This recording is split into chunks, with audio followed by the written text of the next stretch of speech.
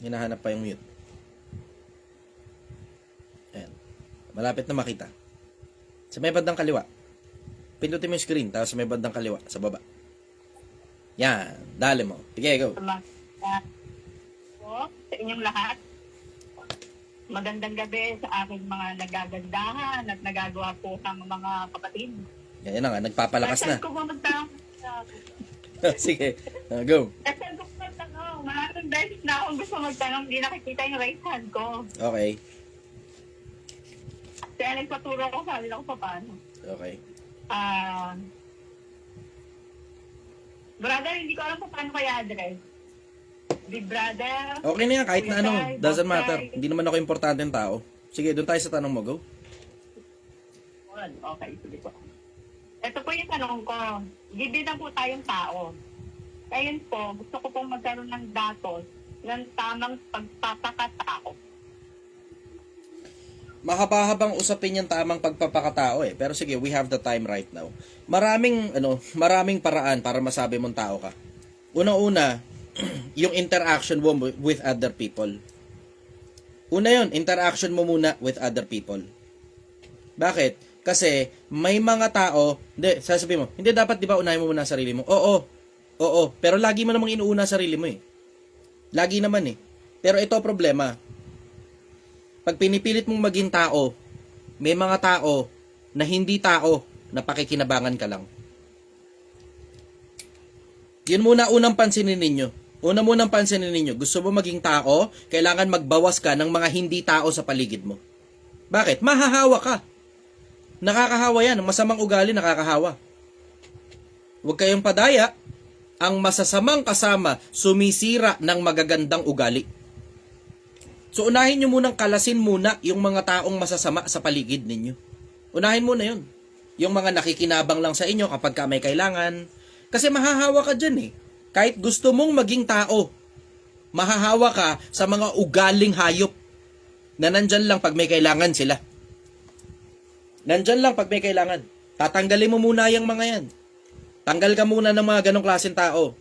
Yung nanay mo na hingi ng hingi, tatay mo hingi ng hingi, tas pinansusugal lang yung pera, pinangmamadyong lang yung pera, pinambibingo lang yung pera, yung kapatid mo na magaling gumawa ng bata, hindi marunong gumawa ng pera, tatanggalin nyo muna yung mga yan. Bakit? Kasi kahit pilitin mong maging tao, pag yung mga yan yung nakapaligid sa'yo, mga basurang klase ng tao, ano mangyayari? Mahahawa ka. Magagaya ka lang din sa kanila na nakakaalala lang pag may kailangan. Mapupunta ka sa survival mode. Every time na lang magigipit ka, makakaalala ka sa kung kani-kanino para mangutang. Tapos pag naiipit ka na ng pagkakataon, hindi ka na magbabayad. Bakit? Kasi nanay mo nangangailangan. Tatay mo nangangailangan. Akala mo nangangailangan. Pero ang majority pala sa kanila, hindi pala nangangailangan. Nagpapanggap lang na nangangailangan. Kasi makikita mo sa kilos eh. Hindi pa naman senior, ayaw magtrabaho. Wala naman sakit, ayaw magtrabaho. Ano lang nga meron? High blood lang. Diabetes lang. Napakarami naman taong may high blood at napakaraming taong may diabetes na nagtatrabaho dun lang sa oras na kaya nilang magtrabaho. Pero may mga tao, high blood lang, diabetes lang, ayaw na magtrabaho. Gusto umasa na buong buhay nila sa anak nila. Una mo muna, tanggalin mo muna lahat ng mga tao na yan. Kasi mahahawa ka dyan eh. Huwag kayong padaya, ang masasamang kasama, sumisira ng magagandang ugali. Tanggalin mo muna lahat ng mga parasite sa paligid mo. Hindi mo matanggal, mahahawa ka dyan. Mahihirapan kang mag-ugaling tao kapag nakapaligid sa'yo, ugaling hayop. Puro pakinabang lang nila importante, hindi na importante yung nararamdaman mo. Hindi na importante kung ano pang, kung may sakit ka o kung binobomba na ba kayo dyan sa Middle East. Hindi. Basta, ganun ba anak? Binobomba na kayo dyan? Kailan ka magpapadala? Meron ako nakitang meme na kumakalat na ganun sa Facebook. Binobomba na ba kayo dyan? Kailan ka magpapadala? Sabi ko, basurang klase ng magulang to. Wala ni man lang pakialam dun sa mismong anak niya. Basta importante lang sa kanya yung pera ng bata. Yung pera ng anak niya. Unahin mo muna yun. Tanggalin mo muna lahat ng mga ganyan sa paligid mo. Pag natanggal mo na yung mga ganyan sa paligid mo, and when I say tanggalin, hindi ibig sabihin kakat mo na sila habang buhay. Hindi. Babawasan mo lang interaction mo sa kanila. Kailangan ba talagang buwan-buwan nakikipag-usap ka sa kanila? O baka pwedeng once every quarter na lang? Kasi puro hingi, puro hingi, puro hingi. Walang kamatayang kahingi na kahingi, kahingi na kahingi. Walang katigil-tigil na kahihingi. Walang katigil-tigil na kakautang na hindi nagbabayad. Yung mga ganyan, alam mo na. Tatanggalin mo muna yan. Tapos, matututo kang mag-ayos ng pananalita. Yung oo mo, oo. Yung hindi, hindi. Hindi ka dapat mahilig magsinungaling. Bakit? Kasi pagka naging mahilig ka sa pagsisinungaling, hindi mo namamalayan, nagiging normal na lang sa'yo na sinungaling ka. Meron akong mga tao na nahuhuli na ganyan. Normal na lang sa kanila sinungaling sila. Pag nahuli mo sila, tatapalan pa nila ng panibagong kasinungalingan, yung nauna ng kasinungalingan na ginawa nila. Hindi marunong umamin. Hindi. Ang tao marunong umamin eh. Bakit? Katapatan. Tapat ka dapat sa pananalita. Pagka mali ka, aminin mo mali ka. Tapos iayos mo sarili mo. Bakit? Kasi pag hindi ka marunong umamin ng pagkakamali, hindi ka matututo ng tama. Matuto kang umamin ng pagkakamali. Yan ang tunay na tao. Ang tunay na tao, pag mali ka, aminin mo mali ka. Bakit? Sino bang taong hindi nagkakamali? 'Di ba? Sinong tao ang hindi nagkakamali? Tinan mo, ako nga 'di ba? With all the wisdom that I have, paminsan-minsan inaamin ko sa internet mali ako, paminsan-minsan inaamin ko tanga ako. Kasi nagkakamali ka pa rin. Kahit gaano ka pa katalino, nagkakamali ka pa rin. Tao ka, nagkakamali ka. Tanggapin mo 'yan. Pero hindi magandang ehemplo bilang tao, yung pag nagkamali ka, tatapalan mo ng kasinungalingan yung pagkakamali mo. Hindi maganda 'yan. Pag nagkamali ka, aminin mo na lang. Even better, ito mas magandang idea. Pag nagkamali ka, unahan mo na ng pag-amin. Huwag ka nang magantay na mahuli ka pa. Yan ang mas maganda. Pag nagkamali ka, unahan mo na ng pag-amin. Huwag mo nang antayin na mahuli ka pa. Bakit? Kasi pag nahuli ka, yung pag-amin mo, hindi na masyadong importante yan. Hindi na. Nakakabawas na lang sa bigat. Pero hindi yan nakakataas ng pagkatao. Pero yung pag-amin, bago ka pa mahuli, nakakataas ng pagkatao yan. Nakakataas ng pagkatao ang pag-amin bago ka pa mahuli. Mas magtitiwala sa iyo ang tao pag nagkamali ka at inaamin mong nagkamali ka. Kaysa inantay mo pang mahuli ka, kung kailan nahuli ka, tinapalan mo ng kasinungalingan, kung kailan ipit ka na, tsaka ka palang umamin. Wala na ngayong bigat yung pag-amin mo. Ang labas, walang kwenta na umamin ka pa. Walang kwenta. Minsan kailangan mo pang ituro sa mga tao ito eh. Itong basic na pagpapakatao, basic ito eh. Basic na hindi ka dapat sinungaling. Bakit? Kasi pag nahuli kang nagsisinungaling, bababa ang kredibilidad mo bilang tao. Hindi baling paminsan-minsan tanga ka. Hindi baling paminsan-minsan boba ka. Lahat naman ng tao, ganun paminsan-minsan kahit ako eh. 'Di ba? Lahat tayo paminsan-minsan bobo, lahat tayo paminsan-minsan tanga, lahat tayo paminsan-minsan nagkakamali, at lahat tayo paminsan-minsan sumasadya pa nga ng pagkakamali. Pero pag alam mong nagkamali ka na, aminin mo na. Umpisa pa lang. Hindi naman sa lahat ng tao aaminin mo yan eh. Hindi sa lahat ng tao aaminin mo. Kailangan mo lang aminin yan doon sa mga tao na palagay mo na pagkasalahan mo. Hindi lahat ng tao.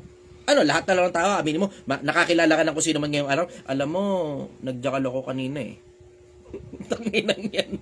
Kakikilala mo lang doon sa tao, umamin ka ng pagkakamali mo kaninang umaga. Alam mo, nagjakal ako kaninang umaga eh. Katarantaduhan. Hindi ganun ang pag-amin. Ang pag-amin, doon lang sa mga taong napagkasalahan mo. Hindi kasali yung mga taong hindi mo napagkasalahan. Bakit? Puta, chismis ka niyan eh. Diba? Talinuhan mo naman yung pag-amin. Huwag ka masyadong tanga. Diba? Hindi lahat ng pagkakamali sinasabi sa lahat ng tao. Hindi. May mga taong extremely concerned lang dun sa mga bagay na ginagawa mo, sila lang yung pag-aaminan mo, dun yung mga napagkasalahan mo. Pero yung mga wala namang kinalaman dun sa mga pagkakamali mo, ba't aamin mo pa kasalanan mo rin sa mga tao na yun? Diba?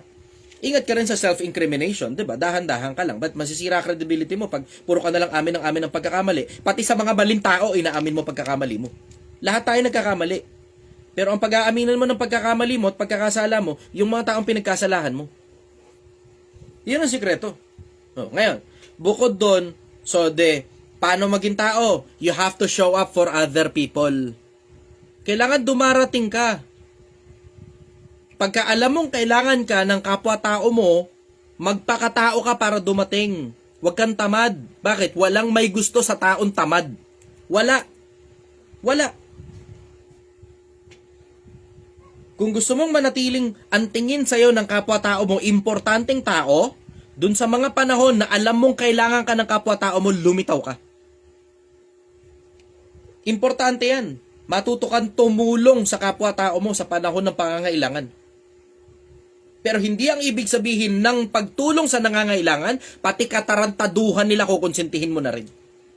Hindi. Bakit? Kasi may mga iba nagpapanggap na may kailangan. Nagpapanggap na nangangailangan. Pero ang totoo, tinatamad lang silang magtrabaho ng maayos. Tinatamad lang silang mag-ipon. Sa katamaran nila, naiipit sila sa iba-ibang samot-saring kung ano-anong sigalot at sakit ng ulo. Yung pambayad ng renta, ilaw, tubig, putang ina, hindi naman inuutang yan eh. Alam mo naman buwan-buwan, dumarating yan eh. Ba't uutangin? Maintindihan pa kita kung isang araw naglalakad ka, natapilo ka, balibinti mo. Ngayon, naipit ka ngayon sa bills mo dahil balibinti mo. Pero wala namang problema, tuloy-tuloy ka lang nagtatrabaho. May konti, nangungutang ka ng pambayad ng ilaw at tubig. Bakit nangungutang ka ng pambayad ng ilaw at tubig? Bakit? Ano nangyari sa'yo? Buwan-buwan na lang.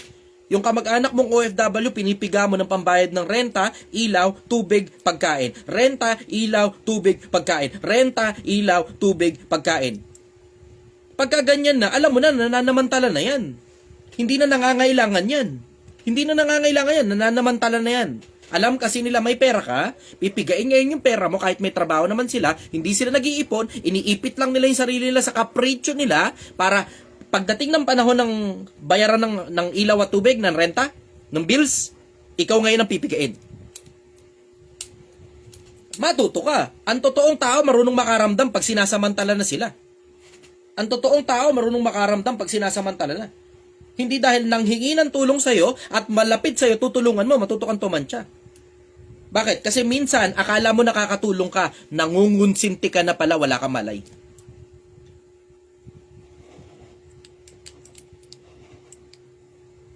So, nakakailan na tayo? Ilan na yun? 4? Sa action. 4 po. 4. Tapat. Sige, sarado natin ang 5.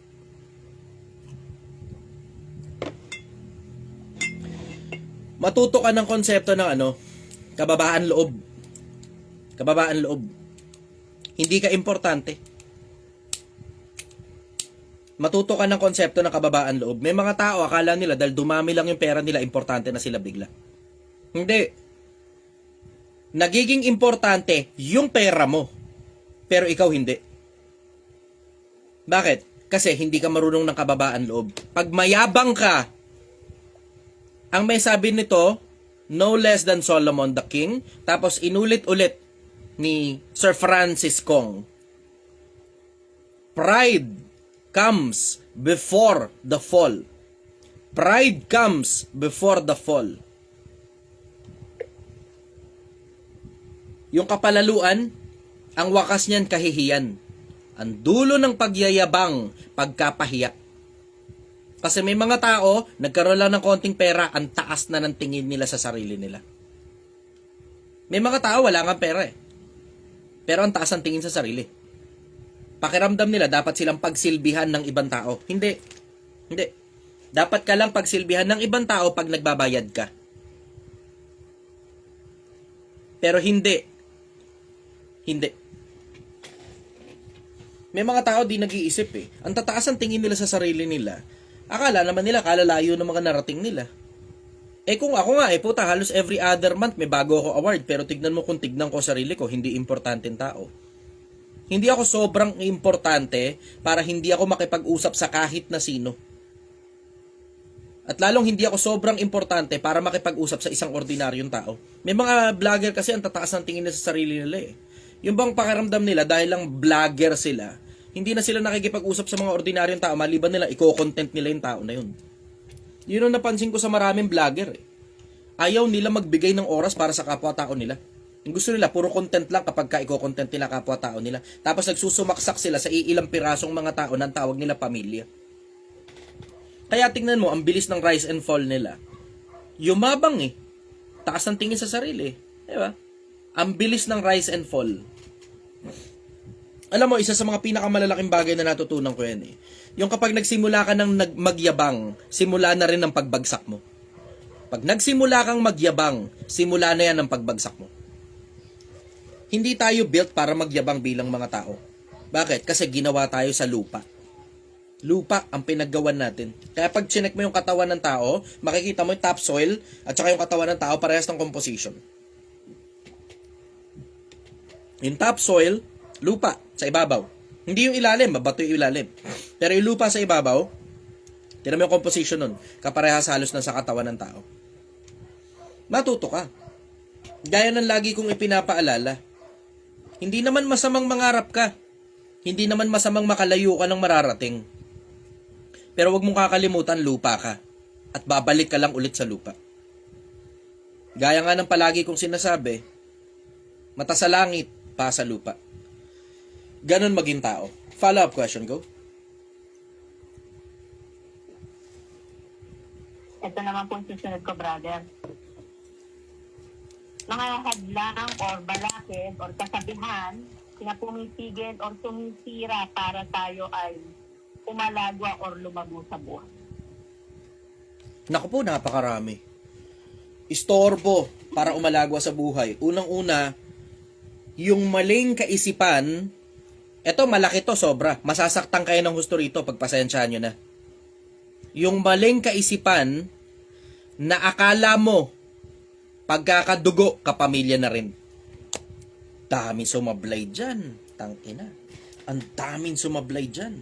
Akala mo pagkadugo, kapamilya na rin. Hindi. Magkaiba ang kadugo at saka kapamilya. At oo, sasabihin sa'yo ng dictionary, halos parehas din yan. Pero may dahilan kung ba't pinagkaiba yung spelling niyan at pinagkaiba rin yung definition niyan. May dahilan kung ba't magkaiba ang tawag dyan. Kadugo at saka kapamilya. May dahilan kung bakit magkaiba ang tawag.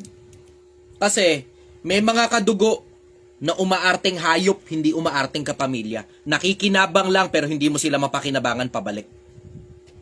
At may mga kapamilya na hindi mo kadugo pero mas matindi pa kung tumrato sa'yo bilang tao at bilang kasama at bilang pamilya kaysa sa mga totoong kadugo mo. Yan ang isa sa mga pinakamalalaking bisyo ng tao yan, pamilya. Akala nila pagkadugo kapamilya na kagad. Nalilito tayo. Nalilito. Hindi automatic na dahil kadugo kapamilya na kagad. May mga tao nga mas importante pa yung mga ginagawa para sa inyo kaysa sa kapamilya nyo eh. 'Di ba? May mga tao mas importante pa yung ginagawa para sa inyo kaysa sa mga kapamilya ninyo. May mga kapamilya kayo, tanginan, hindi nga man lang willing lumabas ng bahay para bumiling biodiesel pag nilalagnat ka eh. May mga kapamilya kayo, ni hindi nga man lang nag-I love you sa'yo eh. Kahit anak mo, kahit magulang mo. May mga kapamilya nga kayo, hindi nga man lang maramdaman mo na mahal ka man lang eh. Nakakaalala lang pag may kailangan, pag nakuha niya na yung kailangan niya, ni pasalamat, hindi mo mahagilap. Pero may mga tao, mas mabigat pa yung ginagawa para sa inyo kaysa sa mga mismong kadugo ninyo. Yun yung mga tao na itinuturing ninyo dapat na pamilya. Hindi automatic na kadugo na isang poke lang kayo na nilabasan, kapamilya na kagad. Hindi automatic yun. Matuto ka, Pilipinas. Matuto ka. Pag ang tao, nandyan lang pag may kailangan siya at hindi mo mahagilap pag ikaw yun ang kailangan, hindi ang kapamilya. Hindi ang kapamilya. Linta yan, nakikinabang lang sa'yo kaya nandyan. Linta. Isa sa mga pinakamalalaking hadlang sa pag-alagwa sa buhay, yung nalilito ka, akala mo pagkadugo kapamilya na kagad. Isa sa mga pinakamalalaking hadlang sa pag-alagwa, ito pangalawa, kabobohan. Yung klase ng kabobohan na ang tawag, pantas sa sarili, self-righteousness. Akala mo, alam mo na agad ang lahat. Akala mo yun, alam mo na lahat. Minsang sinabi ng pantas, always think that you're green because the sooner that you think that you're already ripe, then the next process is to rot. Lagi mong iisiping bubot ka pa, hilaw ka pa. Kasi as soon as isipin mong hinog ka na, ang kasunod nun, kabulukan. Yung pagdudunong-dunungan, wala kang mararating dyan. Matuto kang tumanggap ng constructive criticism. Pag ang mga tao may sinasabi tungkol sa'yo at pare-parehas sila na sinasabi, ibig sabihin nun pare-parehas sila ng naoobserbahan. Hindi mo lang napapansin. Maraming taong ganyan. Hindi nila namamalayan yung mga sarili nila. Nakakabawas sa pag-alagwa at nakakahirap ng buhay kapag ka nagdudunong-dunungan ka. Pag naggagaling-galingan ka. Walang masama na magtanong. Kasi pag nagtatanong ka, mangmang ka lang ngayong araw. Pero pag hindi ka nagtatanong, mangmang ka habang buhay. If you're asking questions, you're stupid for a day. But if you're not asking questions, you are stupid for life. Lagi kang magiging mapagtanong, mapagsuri. Lagi mong ungkatin yung sarili mo. Kasi may mga tao, akala nila ultimate na sila at sobrang galing na nila. Hindi nila alam na sobrang daming iba't ibang approach sa iba't ibang pagkakataon at sa iba't ibang problema nang sana efficient sana yung kilos mo. Pero dahil nagdunong-dunungan ka, minsan yung simpleng problema mas lumalaki pa imbis ma-resolba. Pag hindi ka nakakarating sa buhay na gusto mo, ang ibig sabihin nun, may gustong ituro sa iyo ang buhay. Pag paulit-ulit yung problema mo, merong gustong ituro sa iyo ang buhay. At hanggat hindi mo pa natututunan yung gustong ituro sa iyo ng buhay, hindi ka makakaakyat sa susunod na level ng buhay. Ang buhay, hindi napapagod magturo. Minsan tayo na lang yung napapagod mag-aral. Isa pa. So, ilan na tayo? Dalawa. Yes, dalawa na po. Okay. Isa pa. Nakakabawas sa pag-alagwa kapag ka malamya ka bilang tao. Mga desisyonan mo, hindi magkaintindihan. Mga kilos mo, hindi magkaintindihan. Yung aapir ka ba, o pipace bump ka, o ano ba, kakamay ka ba, o ano ba talaga. Malamya ka bilang tao. Hilaw yung pagiging tao mo. Hilaw. Isa sa mga pinakamalalaking nakakabawas yan ng pinakamalalaking nakakabawas ng pag-alagwa sa buhay. Pag hindi magkaintindihan sa instruction mo. Hindi na importante kung negosyante ka o empleyado ka. Pagka binigyan ka ng pagkakataon makapagbigay ng instruction, dapat linawin mo lahat ng bagay. At pag hindi ka pa malinaw magbigay ng instruction, ang ibig sabihin ng practicein mo sarili mo paulit-ulit. You have to be mindful of your instructions. Kailangan maliwanag ang instruction mo. Pag magulo instruction, gugulo yung buong sistema. Instruction, importante. Kilos mo, importante. Dapat hinog. Hinog yung kilos. Pero yung pag-iisip mo lagi, bubot. Dapat tuwing titignan mo ang sarili mo, hilaw pa ako. Hilaw pa ako. Hilaw pa ako. Hindi hinog.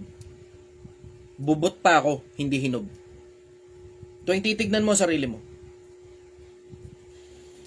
Purihin ka ng ibang labi. Huwag ng iyong sariling bibig.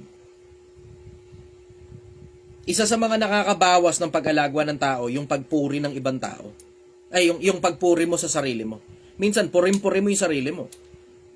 Pero pangit na pangit ang tingin sa'yo ng kapwa-tao mo. Tangin ng pogi-pogi ko talaga. Pogi-pogi ko talaga. Pogi-pogi mo, di ka naliligo. Nangangalingasaw ka. Pogi-pogi mo, di ka nagpapagupit. Ang gulo-gulo, sabog na sabog yung buhok mo. Diba? Pogi-pogi mo, hindi ka bumibili ng bagong damit. May pera ka naman. Yung motor mo, ang pogi. Kamusta itsura ng brief mo?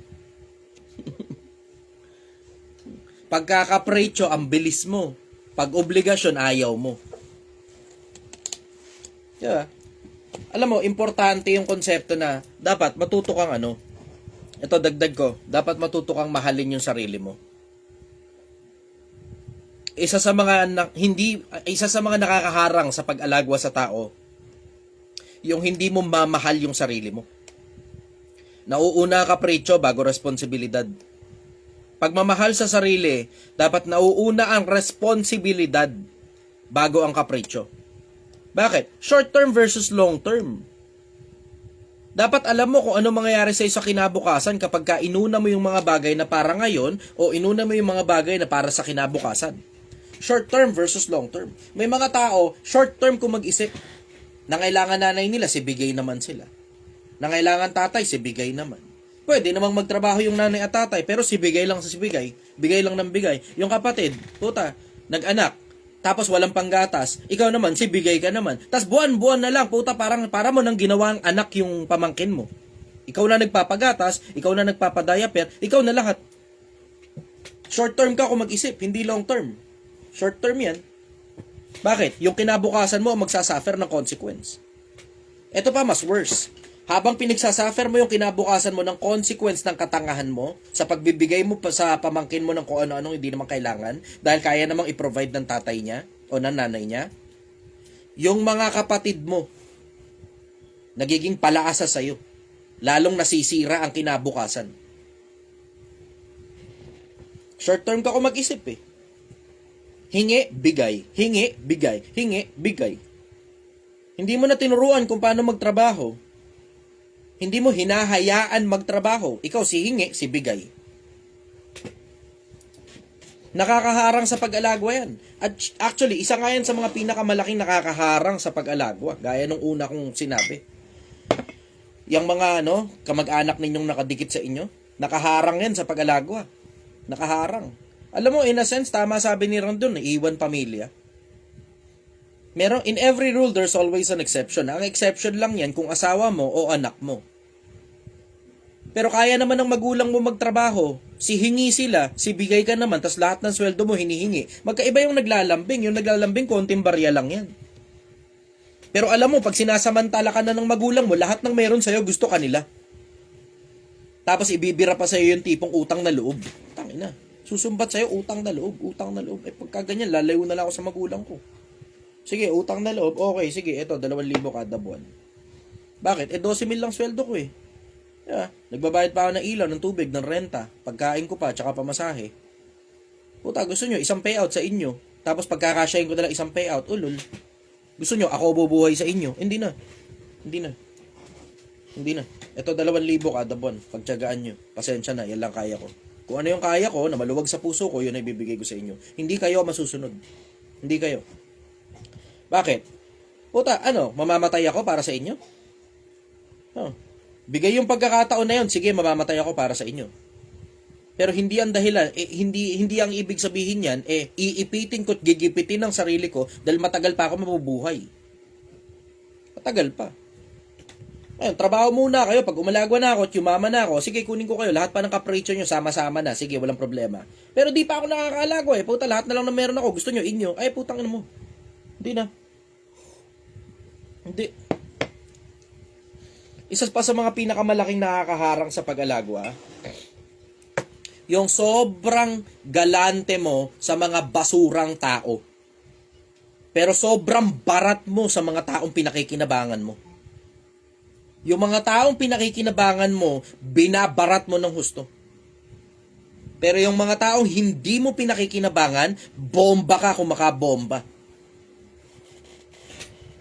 Common yan, anak. Hindi naman sa basurang tao yung anak mo. Pero alam mo, hindi mo pa napapakinabangan yan dahil bata pa. Tapos, sa boss mo, barat ka. Ang boss mo, binabarat mo. Tangina, boss mo, binabarat mo.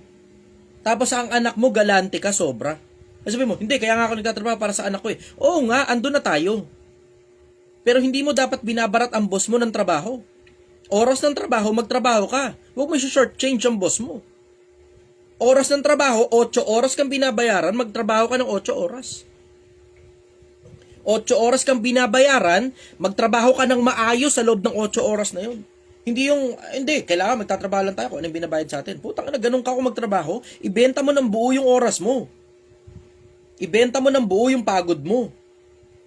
Bakit? Ikaw rin naman na makikinabang yan, pinakikinabangan mo yung boss mo eh. Napakagalante mo pagdating sa oras at sa pera sa anak mo, napakabarat mo pagdating sa boss mo. So ngayon, ano ngayon ang mangyayari? Babarating ka rin ng boss mo. Kung ano yung sweldo mo, hanggang doon ka lang, di ka naaangat. Tapos magugulat ka na lang, bakit ganun?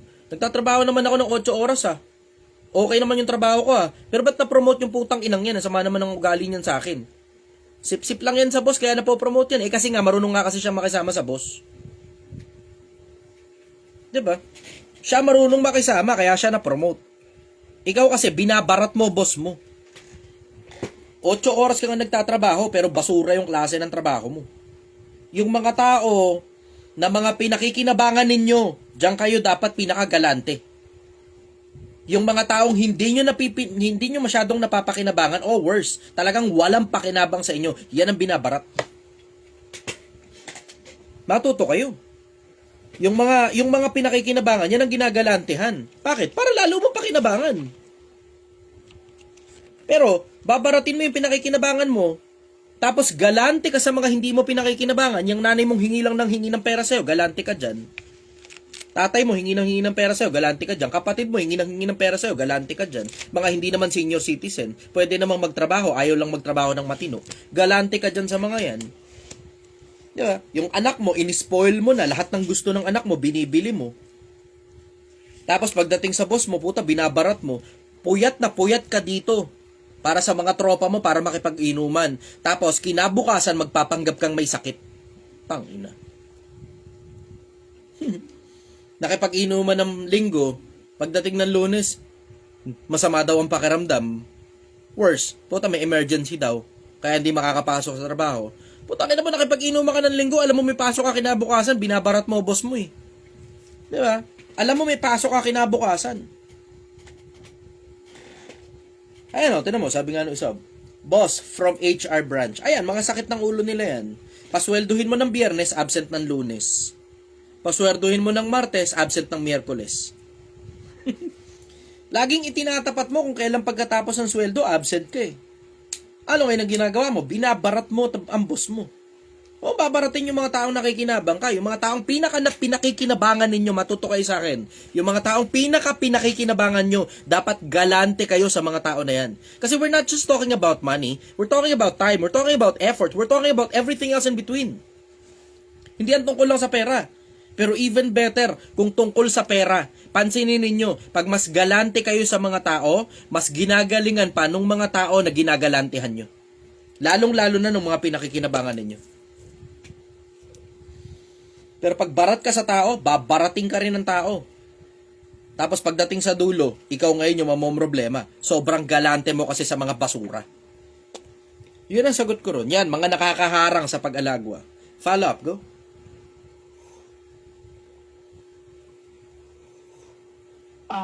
Boss, ito naman, advice lang. Okay. Tulad ng mga OFW, more on hindi naman Pilipino-Pilipina o Pilipina-Pilipina ang kasama namin. Meron kaming kasamang ibang lase. Mm-hmm. Kasi talaga problema namin yung ibang lase. Laging nagka-clash yung trabaho namin. Mae-epal sila masyado. Ano kaya pwede namin gawin? Tropahin nyo kasi, matuto kayo makisama, dapat kayo lumalapit para makisama. Wag na kayo magantay na sila palalapit dahil kukupalin lang kayo niyan. Yung iba dyan mas matatagal pa kaysa sa inyo. Tropahin nyo yung mga kasama nyo sa trabaho. Paano kung ayaw nilang pumayag? Hindi ibig sabihin nun hindi ka pa magaling mang tropa ng kasama mo sa trabaho. Yan yun. It goes down to your skill. At tinan mo, ako rin naman naging empleyado rin naman ako May mga empleyadong, kapwa ko empleyado na nakainisan ako. Pero sa mas madalas sa pagkakataon, gusto ko ng mga kapwa ko empleyado. Bakit? Pakisama Pakisama. Sa kahit na anong paraan, makikisama ka basta hindi bawal. Hindi bawal ng boss mo, pero ang loyalty mo, ibibigay mo sa boss mo. Nakikisama ka sa mga kasama mo, pero ang loyalty mo sa boss mo. Bakit? Siya nagbabayad sa'yo So pag may kataratado na ginagawa itong mga kasama mo, sumbong mo. Dalawa lang ang pwede mong strategy dyan. Ito sobrang effective nito. Dalawa ang the best na strategy para sa akin dyan sa ganyan senaryo. Una, tropahin mo. Pag hindi mo matropa, hanapan mo na lang ng butas para matanggal. Yun. Kasi lagi, lahat naman tayo may kanya-kanyang butas sa trabaho di ba? Pero wag ka mag-iimbento ng butas, masama yun, sinungaling ang labas mo ron. Ganon. Follow-up question, go. Okay na po, boss. Salamat. Okay, sige. Good job. Mukhang pinaghandaan mo yung 3 tanong na yun, ha? Magaling. Magaling. Yan ang kailangan ko. Yung mga pinaghahandaan yung mga tanong, hindi yung kung ano lang maisip nila. Minsan, wala pang kinalaman sa sariling buhay nila. Michelle, go, Baguio. Good evening po sa ating lahat. Good evening, Sir Chai. Good evening. Tanong ko po, paano po babalansihin ang sariling pangarap at responsibilidad sa pamilya? Yung pangarap mo nga para sa pamilya rin yun, eh. Diba? Ano, nangangarap ka para sa sarili mo lang? Napakamakasarili mo naman. Diba? Uunahin mo munang paalagwayin yung sarili mo para lahat ng tao sa paligid mo nakikinabang. Ganun ang konsepto. Ngayon, tatanungin mo, paano babalansin yung responsibilidad at saka yung ano? Ano yun? Responsibilidad sa pangarap, yung pangarap at saka responsibilidad sa pamilya. Opo. Yung responsibilidad sa pamilya, napakabihira lang yan. Sobrang bihira lang yan. Minsan ka lang nagbabayad ng ilaw, minsan ka lang nagbabayad ng tubig, minsan lang kailangan ka talaga ng anak mo kasi pinatawag ka sa eskwelahan.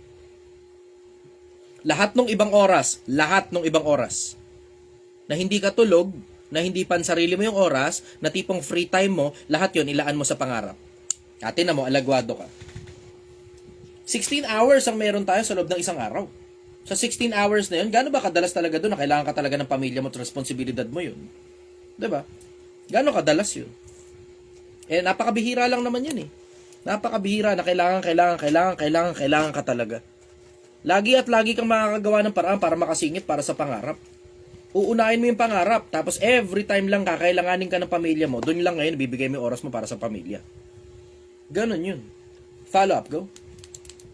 Follow-up question po, hanggang saan po dapat magparaya para sa kapakanan po ng pamilya? Sa lahat ng pagkakataong hindi naman na mauulit, parayain nyo na lang. Ang dami niyan, sobra. Nahulog yung baso, kailangan ba talaga sumigaw pa? Hulog lang yung baso eh.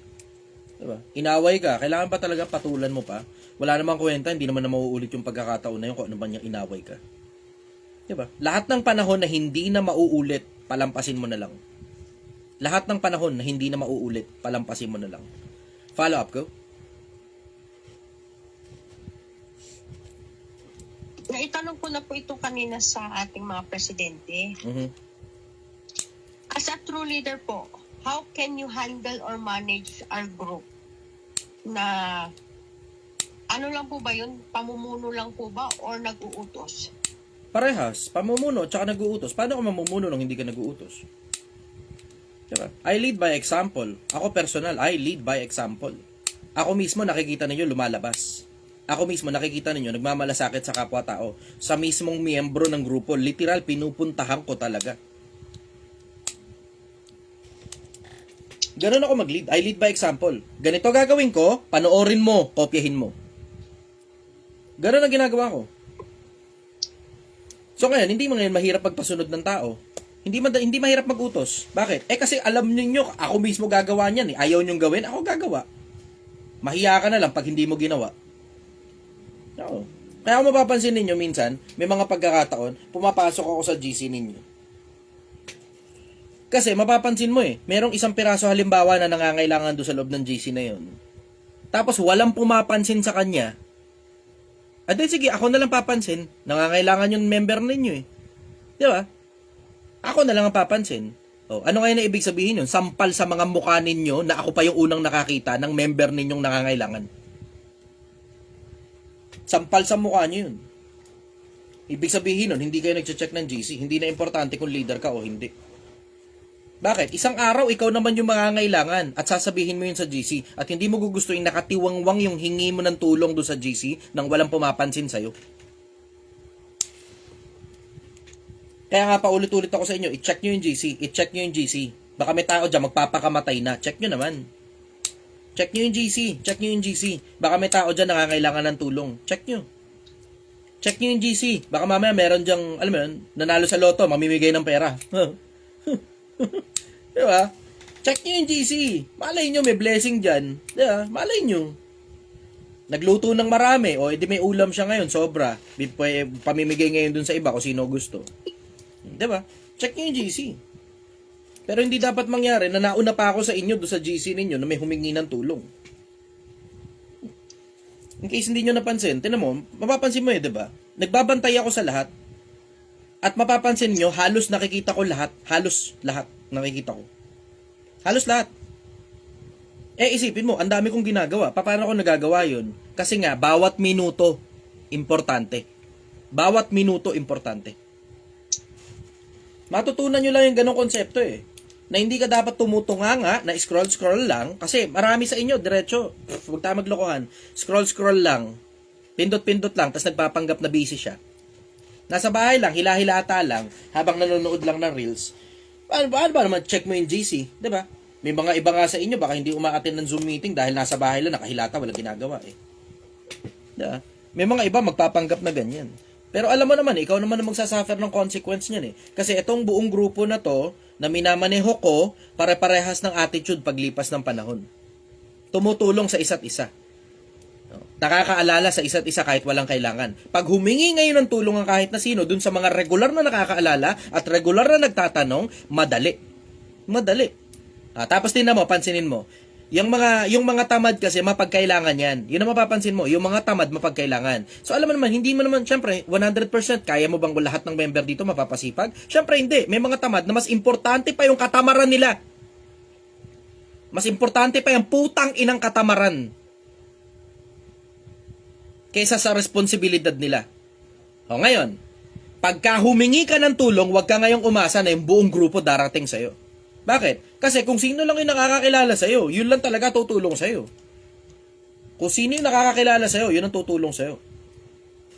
Pero, this organization is not going to be a group of parasites na magche-check ka lang ng GC kapag matrepan mo lang, tapos on regular days, wala kang pakialam, tapos biglang isang araw, hihingi ka ng tulong. Samantala kung mag-check ka ng GC, isang beses lang sa isang linggo, kung maramdaman ka dyan.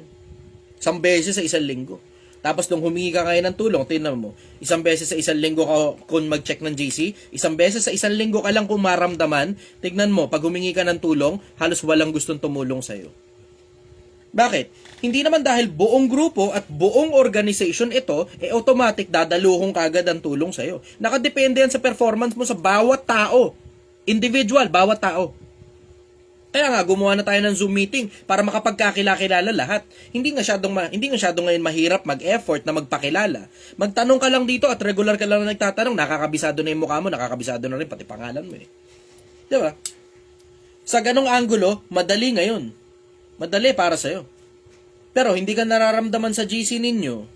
Hindi ka nararamdaman sa Zoom meeting. Pag may pangangailangan, hindi ka dumarating. Kapag ka nagfa-face to face, hindi ka lumilitaw. Tapos ine-expect mo kapag ka kailangan mo ng tulong, yung buong grupo nandyan para sa'yo. Sabihin ko lang sa'yo, poking ina ka. Fuck you. Yan lang sabihin ko sa'yo. Fuck you ka. Paulit-ulit naman ako di ba? Paulit-ulit ako. Nandito tayo, ang mission, aayusin natin ang sarili natin. At kasama sa pag-aayos natin ng sarili natin, na dapat regular kang natututo. Regular ka dapat natututo. Ngayon, sa pagkatuto, alam mo na dapat lagi kang nararamdaman ng mga tao. Wala ka pang kailangan na kapag-invest ka na ng marami. Ngayon, pag nangailangan ka, alam mo maraming darating para sa'yo. Bakit? Kasi natuto ko Ano yung isa sa mga bagay na natutunan mo? Magparamdam sa mga tao nang wala kang kailangan. Para pag nangailangan ka, lahat halos ng tao tutulungan ka. Gumawa na ako ng grupong ganito. May ilang piraso pa. Pero alam mo, yan ay something na proud ako dito sa Project 1M. Ang mayor parte ng nasa loob ng Project 1M community ko, mga masisipag na mga tao na lumilitaw pagkakailangan sila.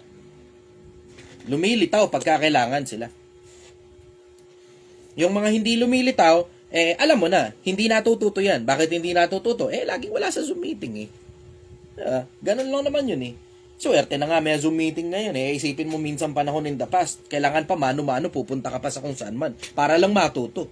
Ngayon dito, tinan mo, nagsasama-sama na ngayon yung mga matatalinong tao. Bago ako nagsalita, mga matatalinong tao yung mga nagsipagsalita sa inyo. Bago ako nagsalita. Nakita ninyo, nakakasagot na sila ng mga tanong, di ba? Mag-abang ka pa, mga 2 taon, pwede na may pumalit na sa akin sa internet. Abang ka pa, mga 2 taon, at pwedeng 100 tao ang kapalit ko sa internet. abang ka. Pero, yung mga tao na yan, na nagiging mga matatalinong mga tao, hindi tatalino ng ganyan yan kung hindi regular silang lumilitaw dito. Regular na lumilitaw yan. Gusto mong tumalino ng husto? Gusto mong tumaba utak mo? Bakit? Kasi yung pagka nagpakatalino ka ng husto, you can convert that into anything. Money, power, fame, madali sa'yo. Madali sa'yo ang pera, madali sa'yo ang kapangyarihan, madali sa'yo ang kasikatan paglintik ang talino mo. Gusto mo tumalino ng husto? Lumitaw ka. Lumitaw ka. You have to show up. There's no other option. Walang ibang option. Lumitaw ka. Pag may Zoom meeting, dapat nandito ka. Kapag may face-to-face, lumitaw ka. Kapag ka may patawag para mag-set up ng bagong location ng community natin, lumitaw ka. Tapos mag-obserba ka. Tapos kaliit-liitang bagay, hindi dapat nakakalampas sa'yo. Pag yung kaliit-liitang mga bagay na konting kibot ng kilos, napapansin mo na, susunod nun, mai-a-apply mo na ngayon sa sarili mo yan. At pag nai-apply mo na sa sarili mo yan, hindi biro ang mararating mo bilang tao. Yun ang sigurado ko sa inyo. Follow-up question, go. Third question po, sir.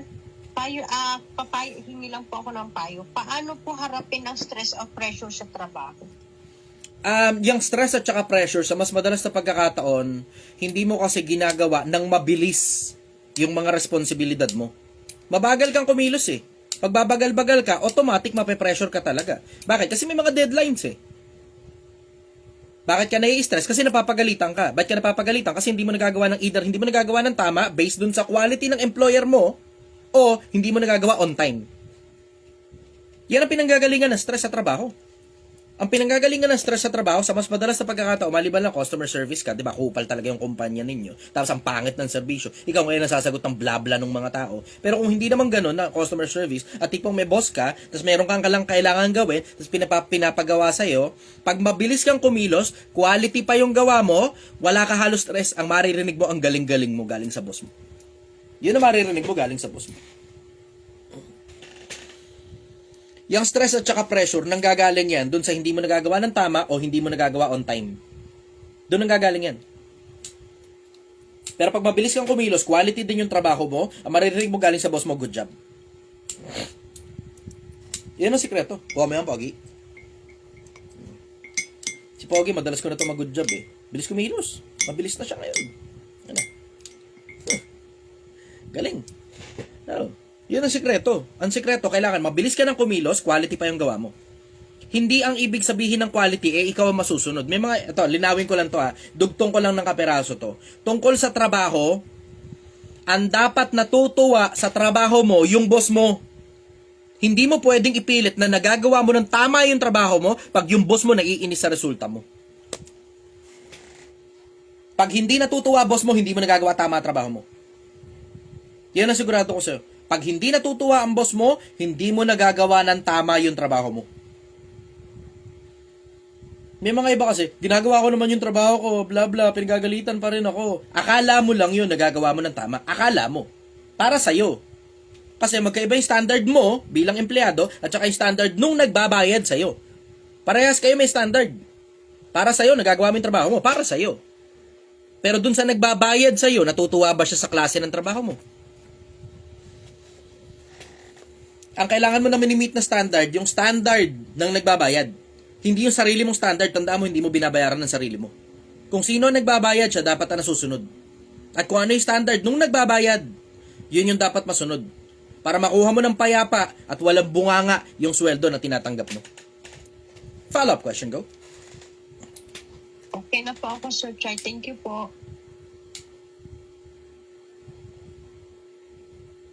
May tanong dito. Brother, good PM. I was promoted as operations manager. Thanks for your advice to me. My question is that I have 2 sales team managers who are overbearing and often fight. How can I handle it?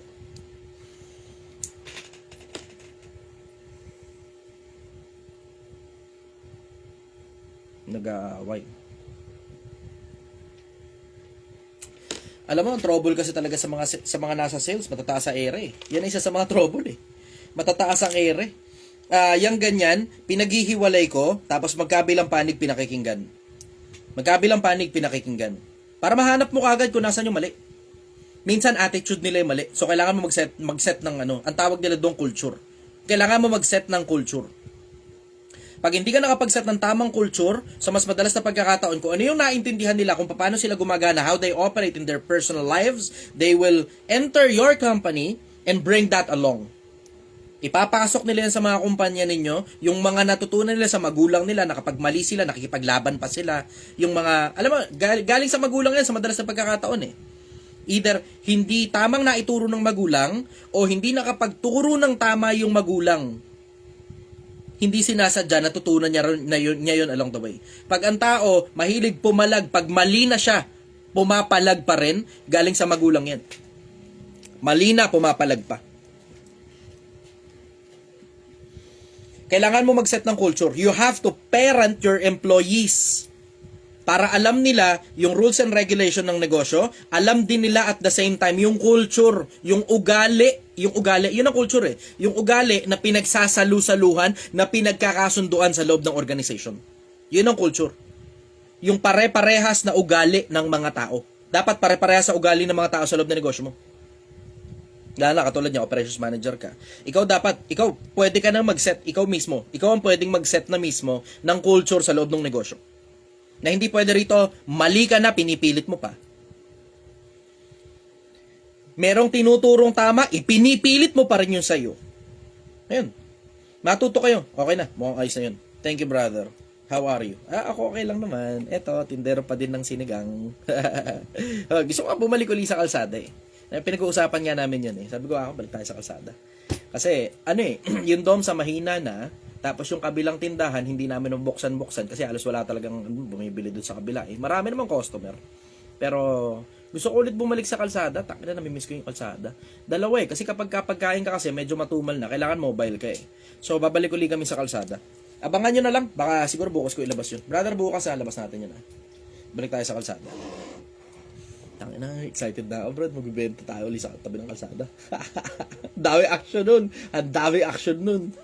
Anyways, yeah. Meron pa ba follow-up? Okay na yun? JD Bulacan, go. Ako na ba, brother? Okay, bravo. Okay. Unang tanong ko, brother. Kung ang tagumpay ay hindi nasusukat sa pera o status, paano mo malalaman na naging successful ang buhay mo dito sa mundo? Pag tinatanggap ka ng Diyos sa kabilang buhay, so you always have to work for your afterlife and make peace with your Creator every single day. Every single day. Kailangan trabahuin mo yan araw-araw. Siguraduhin mo tatanggapin ka ng Diyos sa kabilang buhay araw-araw. Araw-araw tinatrabaho yan, brother.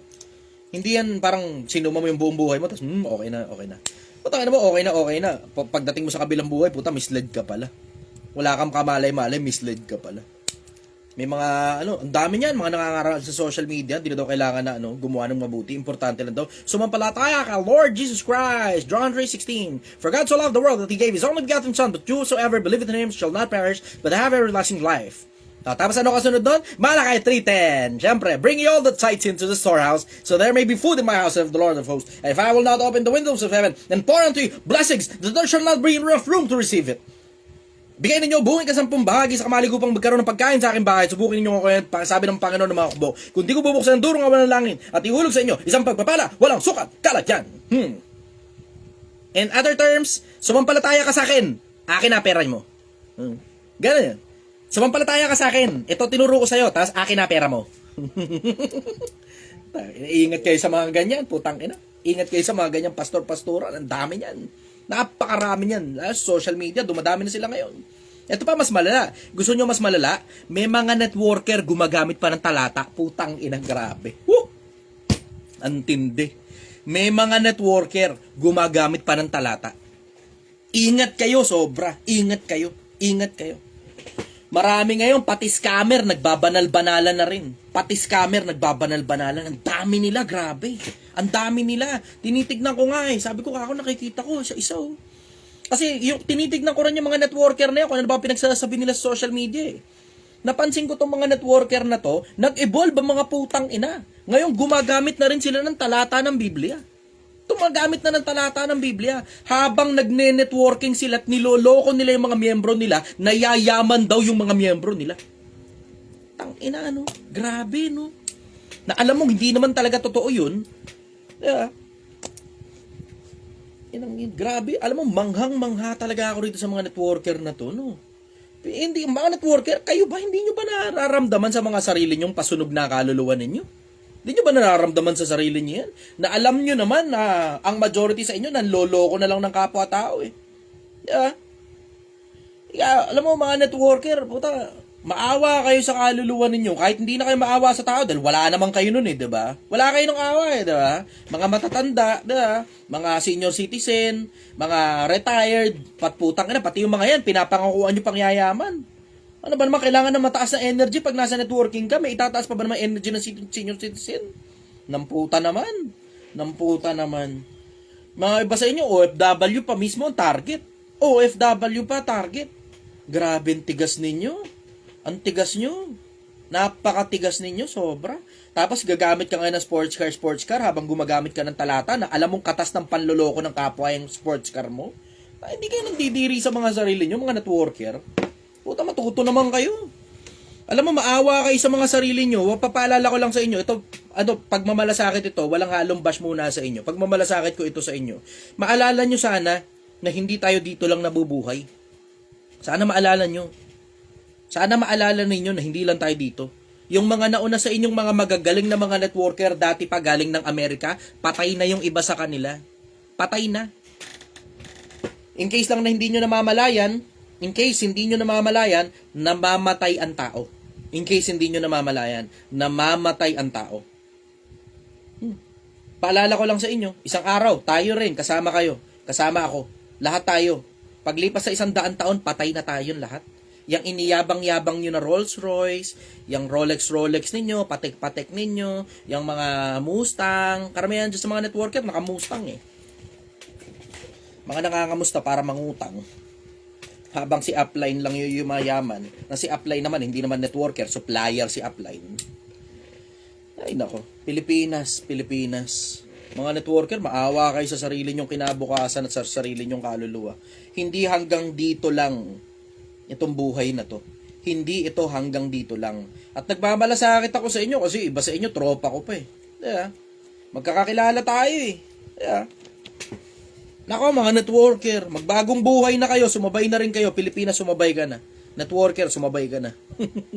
Anyways, JD go. Follow up go. Sige brother, next question. Yung follow up ko, nabuo lang tanong ko tungkol kanina doon sa isa sa mga katangian para magpakatao, yung pag-amin ng pagkakamali. Kabaliktaran naman nun, hanggang saan ang limit ng pagpapatawad? Tapos may punto ba na hindi na dapat magparawad? Ako, diretso, yung pagpapatawad, brother, diretso, hindi yan something na, pinagdadamot ko sa mga tao, binibigay ko yan sa lahat eh. Wala, totoo, at the top of my head, wala akong naaalalang taong naatrasuhan ako. Well, isang piraso lang. Nakanti kasi nung isang piraso na yun yung ego ko eh. Pero isang piraso lang yun. No, na hindi ko pinatawad. Actually, no-audit ko nga ngayon yung buong buhay ko, wala akong maalalang taong hindi ko pinatawad eh. Lahat ng tao pinapatawad ko eh. Kasi hindi naman siya something na, alam mo, hindi yan para dun sa konsepto na para dun sa kanya. Hindi, wala akong pakialam sa kanya. Ikaw na gumawa sa akin ng kagaguhan, tas kinat mo na ako pagkatapos mo akong ululin. Wala na akong pakialam sa iyo eh. Diba? Pinatawad kita para sa kapayapaan ng isip ko. Hindi ka na rin naman babalik eh. Diba? Pinatawad kita para sa kapayapaan ng isip ko, para wala akong problema at wala akong sakit ng ulo. Kasi alam mo, ang problema kasi sa hindi pagpapatawad at pagtatanim ng sama ng loob, pag natutulog ka, brother, umiistorbo sa iyo yan eh. Ikaw ngayon, hindi ka makatulog ng maayos, habang siya, puta, ang sarap ng tulog niya. Yung mga nangutang sa inyo, hindi nagbayad, tapos galit pa, tapos ilalabas daw yung mukha mo sa social media kasi nakakapahiya ka daw. Diba? Samantalang siya yung nangutang, puta, nagpa-fight back, galit pa, na parang akala mo, ikaw pa may atraso sa kanya. May mga ganun eh. Alam mo, yung mga ganyang klase ng mga tao, diretso, pinapatawad na lang yan. Para sa'yo rin, para sa kapayapaan ng isip mo. Pero hindi ang ibig sabihin ng pagpapatawad, tanga ka. Para payagan siyang ulitin yung parehas na kagaguhan na ginawa niya. Hindi ganun. Alam mo, ang pagpapatawad, may kasamang talino. Talinuhan mo naman. Diba, tatalinuhan mo, pagtatrabahuan mo, pag-iipunan mo. So, ano ibig sabihin ngayon? Pag nagpapatawad ka, tinatalinuhan mo. Tapos, pinagtatrabahuhan mo na wag na maulit yung ginawa niya sa'yo. Tapos, pinag-iipunan mo. Lahat ng mga taong pinatawad mo, ipon mo ngayon sa kabilang buhay yan. Kasama na rin na pag-iipon nung mga nawala sa'yo. Hindi mo na mababalik yun, pero mapapalitan mo yun. Sa pamamagitan ng pagtatrabaho ng maayos at pagpapakatalino ng husto. 3 pillars ng Project 1M. So, follow-up question, go. Ito, brother, ano naman. Parang i-considered ko naman as parang 3 AM thoughts. Kasi bigla ako lang naisip. Okay. Posible ba maging highly educated ang isang tao pero hindi siya wise? Or may pagkakataon ba na nagiging magkaiba yung knowledge tsaka wisdom? Oo. Yeah. Tignan mo, pansinin mo. Yung mga nasa, hoy, nahuli na daw si Saldi ko. Nahuli na daw si Saldi ko. Utang ina. Ikaw ba, brother? Nahuli na ang Saldi ko. Alam mo, yung mga gumawa ng katarantaduhan sa gobyerno, mga edukado yan eh. Mahirapan ka makalusot dyan pag di ka nakatapos ng kolehiyo. Mahirap pag di ka nakatapos ng kolehiyo. Mga edukadong mga tao dyan, iba dyan, abogado pa. Pero tingnan mo, hindi sila wise. Hindi nila iniisip. Ang naisip lang nila, eto madalas, nasa isip lang nila, yung sarili nilang legasiya, at saka yung pangalan na ipapasa nila sa anak nila, kasama na rin pati yung kapangyarihan at saka yung pera. Yan ang iniisip nila eh. Pero di nila iniisip, paano ka na pagdating mo sa kabilang buhay, nasa isip mo puro dito lang. Tanga ang puta. Di nag-iisip. Inang yan. Ang isip mo hanggang dito lang. Hanggang 70 years lang. Hanggang 80 lang. 90. 100 plus. Katulad ni Enrile. 100 plus. Pag hindi ka nag-iisip ng kabilang buhay mo, tapos nakaw ka na nakaw sa gobyerno, dito ka lang makakatakas. Pagdating mo sa kabilang buhay, yari ka. Sabi nga ni Greco Belgica, nakakalimot ang mga politiko na to na mamamatay din sila at meron Diyos sa kabilang buhay. Greco Belgica. Tamo. May mga tao di talaga nag-iisip eh. Hindi automatic na edukado ka, wise ka na rin at the same time. Hindi automatic na edukado, wise din at the same time. Hindi sila nag-iisip ng kabilang buhay eh. Diba? Yun, sagot ko rin. Follow-up question ko. Last question na, brother. Tungkol naman to sa Bible. Kasi naguluhan ako doon sa talata, doon sa Kawikaan, 26. Teka mo na, sagutin ko lang to, mabilisan to. Ang ganda na itong tanong nyo. Brother Chi, my question is, why are all scammers good at speaking and most scammers came from networking? Well, wala naman tayong statistics na nagsasabi ng most scammers ay galing na networking. Pero, most scammers are good at speaking. Magaling talaga sila magsalita. Kasi, yan mismo yung skill na hinasa nila eh. Ang sabi nga ni Denzel Washington, you can be good at anything if you practice it well enough, including bullshit. You can be good at anything if you practice it well enough, including bullshit. Sige brother, tuloy, go. Yung sa 26.4 ng Kawikaan, hanggang 5, para sila kasing huwag mong sagutin ang ayon sa kanyang kamangmangan. Teka, basahin ko lang, brother, para accurate. Kasi sa patuloy na sa 5. Baka madali ka na naman eh. Huwag mong sagutin ng mangmang ayon sa kanyang kamangmangan, baka mahawa ka. At tapos yung sa kabilang talata, sagutin mo ang mangmang ayon sa kanyang kamangmangan upang mag-aral. Upang matuto. Kasi magiging pantas ng ganang kanya. Ano talata yun? 26.4 ng Kawikaan. Mahirap sagutin to, brother. Mahirap sagutin. Isa to sa mga mahihirap sagutin sa Biblia eh. Kasi tinan mo, sipin mo hindi tanga si Solomon para pagsunurin yung parehas na talata na magkakontra. Hindi siya tanga para pagsunurin yung parehas na talata na akala mo magkakontra. Ano ba, sasagutin ba yung mangmang o hindi sasagutin yung mangmang? Kaya, yan ang tanong dyan eh. To be or not to be? That is the question. To answer a stupid person or not to answer a stupid person. Nakadepende sa kung anong intention, brother. Nakadepende sa kung anong intention. Tingnan mo, basahin mo nang alam mo yung intention, makukuha mo sagot. Sige, basahin mo, go. Sige. Balik ko lang yung Bible. Sige. Sa 4 muna tayo. Huwag mong sagutin ang mangmang ng ayon sa kanyang kamangmangan. Yan, okay. Baka So, huwag mong sagutin ang mangmang ayon sa kanyang kamangmangan. Ano dahilan? Tuloy.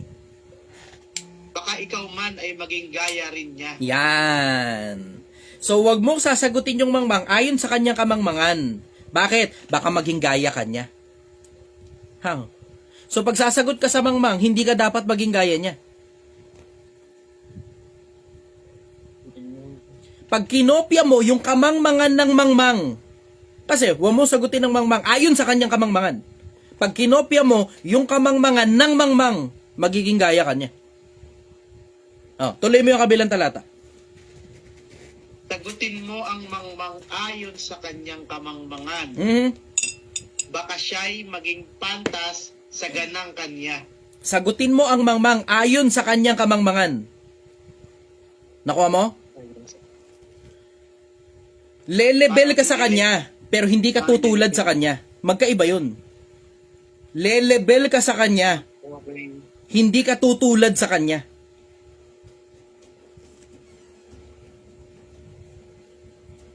Tignan mo yung intention. Sige, ulitin natin dun sa umpisa. Balik ulit. Umpisa, go. Huwag mong sagutin ang mangmang ng ayon sa kanyang kamangmangan. Mhm. Baka ikaw man ay maging gaya rin niya. Yun ang intensyon. Para hindi ka maging gaya niya, wag mong sagutin ng mangmang ayon sa kanyang kamangmangan. Yun ang intensyon. So, hindi ka gagaya sa kanya. Tuloy mo ngayon susunod na talata. Sagutin mo ang mangmang ayon sa kanyang kamangmangan. Upang, Baka siya'y maging pantas sa ganyang kanya. baka siya'y maging pantas sa ganang kanya. Ano intensyon? Para maging pantas yung mangmang.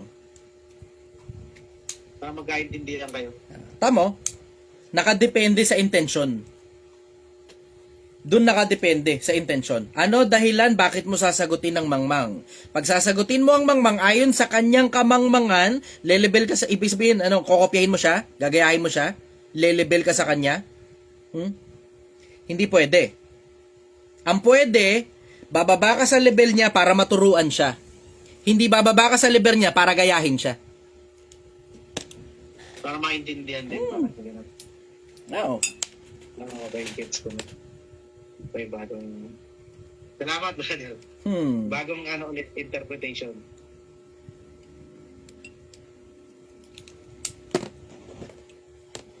Bibihira yung kayang magpaliwanag nito diretso. Bihira. Kasi mahirap ipaliwanag itong talata na to Itong dalawa na to. Mahirap. Pag hindi mo naintindihan yung surrounding circumstance, maliligaw ka talaga Kailangan maintindihan mo anong intention. Anong intention? Magkasunod Huwag mong sagutin ang mangmang. Sa kabilang talata, sagutin mo ang mangmang. Ano ba talaga? Sasagutin ba o hindi? Follow-up question, brother. Okay na, brother. Salamat po. Okay. RD, Quezon City, go.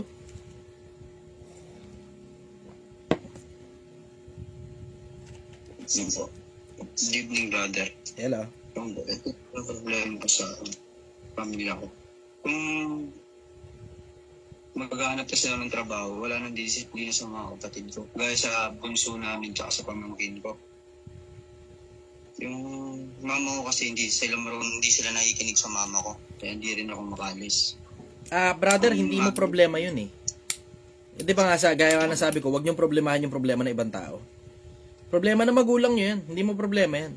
So, huwag tayo magloko na, paano ako makakapagtrabaho kapag hindi ko maiwan yung kapatid ko? Dahilan mo na lang brother Gloloko na lang tayo. Alam mo naman sa sarili mo, hindi mo naman dinidisiplina yung mga tao na yan, kahit nandiyan ka pa. Disiplinahin, mga 1 beses, 2 beses, antayin mo lang magkamali, tapos tsaka mo bablablahin. Yun yung sinasabing pagdidisiplina Inaantay mong magkamali, tapos tsaka mo bablablahin. Huwag tayo maglokohan, brother. Alam mo, for the longest time, sa mahabang panahon, ang haba na ng panahon na lumipas, na ang mga tatay nagsisipagtrabaho. Ang mga tatay nagsisipagtrabaho. Walang kahit isa dyan sa mga magagaling na mga tatay na yan ang nagsabi, paano ko didisiplinahin yung anak ko kung kailangan kong magtrabaho? Dapat hindi na ako magtrabaho para madisiplina ko na lang yung anak ko. Ay, nako, tangin na, brother. Naglolokohan lang tayo. Naglolokohan lang tayo. Kung ayaw mo magtrabaho, sabihin mo na lang diretso, ayaw mo magtrabaho. Huwag mo nang gamitin dahilan pa yung kapatid mo. Pati pamangkin mo. Hindi mo problema yan. Problema na magulang mo yan. Ginagamit mo na lang silang dahilan para tamarin ka eh. Follow up, go. Yun lang po. Okay. Franz, go. Cavite. Ayun, magandang gabi sa lahat. Lalo na sa'yo, Brother Chai. Ito lang yung tanungan ko. Matagal na rin to eh. Mahalaga ba ang validation ng ibang tao para umalagwa sa buhay? Oo. Hindi mo na-expect yung sagot ko, no? Sagot ko sa'yo, na-expect mo, hindi. Oo, importante validation ng mga tao. Diyan nagkakamali yung mga tanga eh. Kasi nagkaroon kasi ng sobrang tinding narrative sa social media na hindi na daw importante sasabihin ng ibang tao. Hindi tanga. Importante sasabihin ng ibang tao. Eh, tinan mo, karamihan sa mga nagsasabi sa social media na sinasabi nila hindi importante sasabihin ng ibang tao, hindi nila kina-qualify. Basta sinasabi lang nila, hindi na importante sasabihin ng ibang tao. That's another term for parang ang dating, lahat na lang ng tao hindi importante sasabihin. Hindi ganun. Kailangan i-qualify mo. Yung mga tao na hindi importante sa buhay mo, hindi na importante sasabihin nila. Pero yung mga taong importante sa buhay mo, importante sasabihin nila. Halimbawa, gusto mong umalagwa, empleyado ka, pwede mo ba sabihin sa'yo, boss, hindi ako interesado sa sasabihin mo. Wala akong pakialam sa sasabihin mo. Pwede bang ganunin ng boss mo? Di lalong hindi ka umalagwa. Oh, may mga tao, bastos sa boss nila kasi akala nila, hindi nila kailangan pansinin sinasabi ng mga tao. Kasama na pati boss nila. Asawa mo, pwede ba sabihin mo, hindi na importante sasabihin mo. Nanay mo, pwede ba sabihin mo, hindi na importante sasabihin mo, ma. Puta, bastos ka nun. Yung mga taong importante sa'yo, hindi mo pwedeng sabihin hindi importante sasabihin nila. Pero yung mga taong hindi importante sa'yo, yan, hindi na importante sasabihin nila. O ngayon, himayin ko uli. So alam mo na, yung mga taong hindi importante, yung sasabihin ng mga taong hindi importante sa'yo. Walang pakinabang yan sa paglalagawa mo. Yung mga taong importante, ito ang importante kung ano sasabihin nila. Ngayon, hiwalay ko ulit. Dito sa mga taong importante, may mga taong walang kinalaman sa pag-alagwa mo kahit importante pa sila. Yung mga sasabihin ng mga tao na yan, hindi rin importante. Pero yung mga taong may kinalaman sa pag-alagwa mo na mga importante rin sa'yo, ito, importante. Huwag ka malilito, medyo komplikado siya. Huwag ka malilito. So, ibig sabihin nun, yung sasabihin ng boss mo, importante yan. Sasabihin ng mga kliyente mo, importante yan. Sasabihin ng mga customer mo, importante yan. Pero yung mga sasabihin ng mga taong hindi mo naman customer, hindi mo naman boss, hindi mo kadugo, hindi na importante yan. Mga kaibigan mo, na wala naman dun sa industriya kung saan ka nandun, hindi importante sasabihin yun. Pero, yung mga kaibigan mo, na mga taong nandun sa parehas na industriya o alam mong makakapag-advise sa'yo ng tama, importante yung mga advices ng mga yan. Importante. Minsan nga, mas mabigat pa yung advice ng isang kaibigan na nasa loob ng industriya kung saan ka nandun kaysa sasabi ng nanay mo. Minsan, mas mabigat pa yung sinasabi ng isang taong nandun sa industriya na yun na hindi mo naman kaano-ano kaysa sa sasabihin ng asawa mo na wala namang kinalaman doon sa industriya na yun. Hindi mo pwedeng sabihin lahat na lang ng tao. Wala akong pakialam sa sasabihin yun lahat. Bakit? Kasi, ang mangyayari niyan, lahat ng tao na nasa paligid mo na mga importante sa'yo at importante, lahat ng sasabihin nila, magiging resentful ka, tapos sila naman, ganun din sa'yo. Hindi ka nila gustong kausap, naiinis sila sa'yo. Bakit? Bastos ka eh. Wala kang pakialam sa sasabihin ng ibang tao eh. Diba? Kahit yung mga taong importante sa'yo, wala ka rin pakialam sa sasabihin nila. Diba? Ito pa mabigat. Gusto mo na mas mabigat? May mga tao, inilabas na nga nila yung sarili nila na baka makagalitan mo sila para lang matuto ka. Kahit konti matuto ka. Pero anong nangyari? Nagalit ka sa kanila. Ang halik ng kaaway ay magdaraya. Ang sugat ng kaibigan ay tapat. Oh. Paalala ko lang sa inyo, ang halik ng kaaway ay magdaraya. Ang sugat ng kaibigan tapat.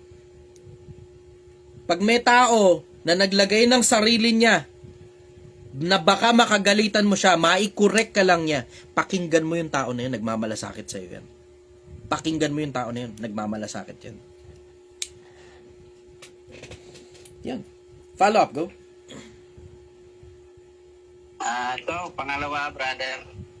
Makakabuti bang mabuhay sa sariling paraan o mabuhay ng may commitment? Walang taong nabubuhay ng payapa nang walang commitment, brother. Wala. Kailangan mo ng commitment sa Diyos. Kailangan mo ng commitment sa mga kapwa-tao. Kasi kung nabubuhay ka lang sa sarili mo, tapos wala kang pakialam sa kapwa-tao mo, sa panahon ng pangangailangan, wala rin tutulong sa'yo. Respect begets respect. Para respetuhin ka ng mga tao, kailangan makapagpakita ka ng respeto rin sa kanila. And supposed to be, it is your commitment para irespeto ka ng kapwa-tao mo, magpakita ka ng respeto sa kanila. Hindi mo dapat dinidisregard yung mga kapwa-tao mo. Lalo na dito sa grupo na to. Bawal dito, wala kang pakialam sa kapwa-tao. Lalo na yung mga nasa loob ng grupo na to. Bawal dito, walang pakialam sa kapwa-tao. Wala kang pakialam, hindi ka pwede rito.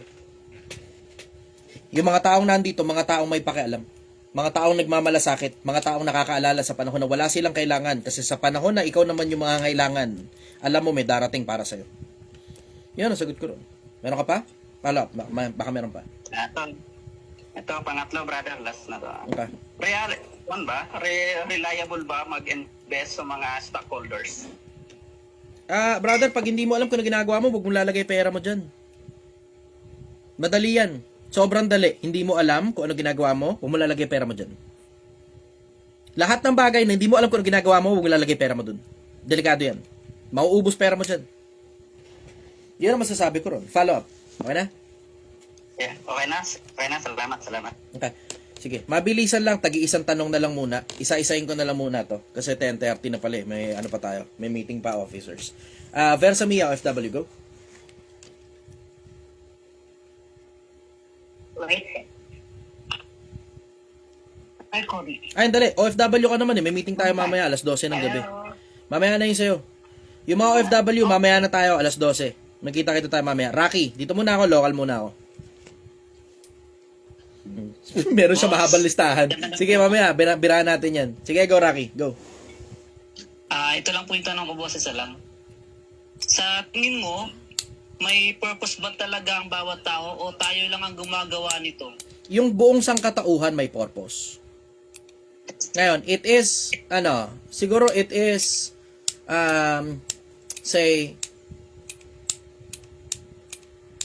free will para sa'yo kung sasali ka ron sa purpose ng sangkatauhan o hindi. Yung buong sangkatauhan may purpose. Pero minsan tayo mismo sa sarili natin, wala tayong purpose sa mga bagay na pinagagawa natin eh. Tignan mo, parehas naman halos yung nakasulat sa Biblia at saka sa Quran eh. 12:13 na Ecclesiastes. Ito ang wakas ng bagay. Ang lahat ay narinig. Ikaw ay matakot sa Diyos at sundin mo ang kanyang mga utos sapagkat ito ang buong katungkulan ng tao. So meron palang buong katungkulan ng tao. Matakot sa Diyos, sundin ang kanyang mga utos. Sa Quran naman, 51:56, hindi ko nilalang ang mga tao at ang mga jin maliban na upang sambahin ako. See, parehas eh. Yung nasa Biblia at saka nasa Quran, ang purpose ng sangkatauhan, para kumonekta dun sa gumawa. Hindi para sa sarili lang natin. Pero tayong mga tao, nagsipaglagay tayo ng kanya-kanyang purpose sa mga sarili natin eh. Narito, ito lamang ang aking nasumpungan, na ginawang matuwid ng Diyos ang tao, ngunit sila'y nagsihanap ng kani-kanyang mga katha. Nagsipag-imbento tayo ng kani-kanyang lugar natin eh. May mga daan na tila matuwid sa isang tao. Para sa'yo, matuwid yun. Ngunit ang wakas niyaon ay mga landas ng kamatayan. Para sa'yo, matuwid. Yan, katira mo, kitang-kita mo eh. Ayan, mga politiko natin. Oh. Di ba? Si Saldi ko, malapit na. Huli na. Yan nga lang, may konting problema. May konting problema. Yung Czech Republic, walang extradition treaty sa Pilipinas. Paano natin ngayon papauwiin sa Pilipinas? Maliban na lang, yung gobyerno ng Czech Republic ang magpa-deport niyan sa Pilipinas. Pero pag ipinakulong yan doon at doon lang siya nakakulong, putang ina, hindi natin mapapauwian. May problema. Baka patagalin lang yan doon. Nagbigay lang ng konting pag-uusapan. Hindi natin alam ngayon kung ano mangyayari. Pero let's hope na sana mapauwi siya. Tingnan natin, sana mapauwi. Pag hindi na pauwi, naipit lang doon. Jomar, go. Rizal.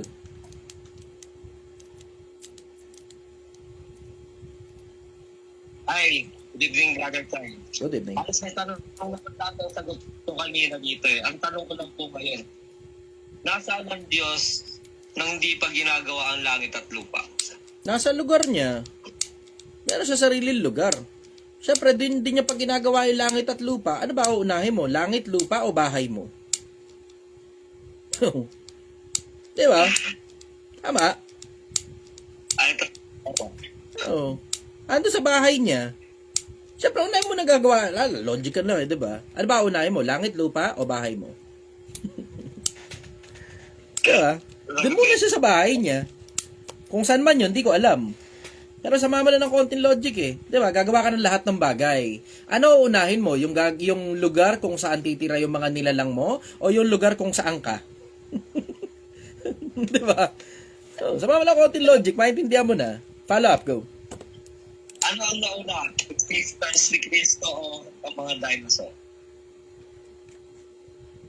Depende sa paniniwala mo yan eh. Diretso, depende sa paniniwala mo. May mga binabanggit na indicating na meron na daw Kristo bago pa nilalang ang langit at lupa. Halimbawa, yung sa sa Genesis, although hindi binabanggit doon diretso, pero merong hint doon na ang sabi, lalangin natin ang tao ayon sa ating larawan, ayon sa ating wangis. Meron dong hint na meron siyang kalarawan, may kawangis siya, kasama niya rin manggagawa, manlalalang. Kaya nga ang tawag doon, ang tawag doon, Elohim. Ang Elohim, plural ng Eloah. Tapos, ang sinasabi naman sa Galatia, na siya daw ikayo express image. Siya yung kamukha, kalarawan. Pa-mute muna ako.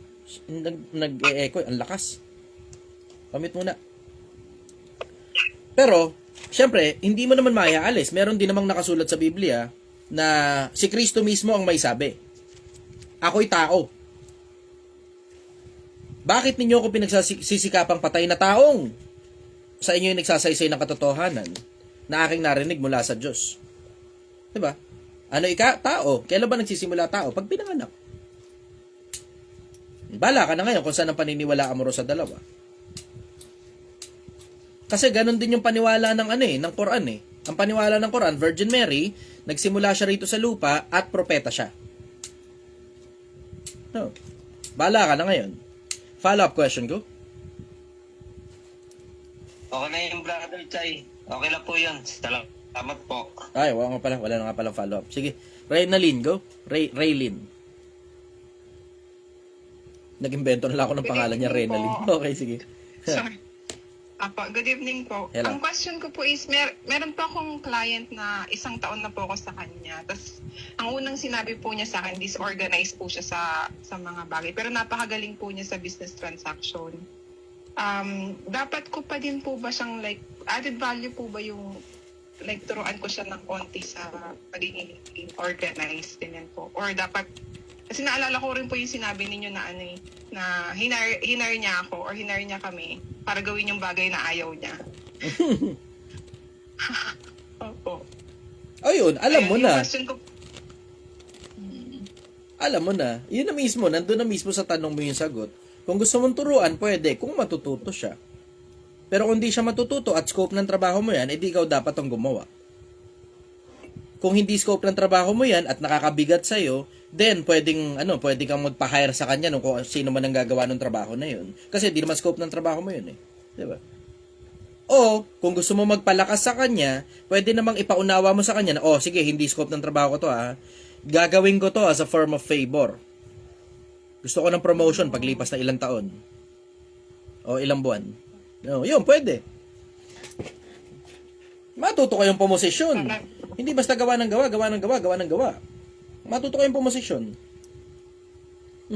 Follow up, go. Maraming salamat po. Okay, wala na pala follow Yan lang po. up. JM, Quezon Salamat City, po. go.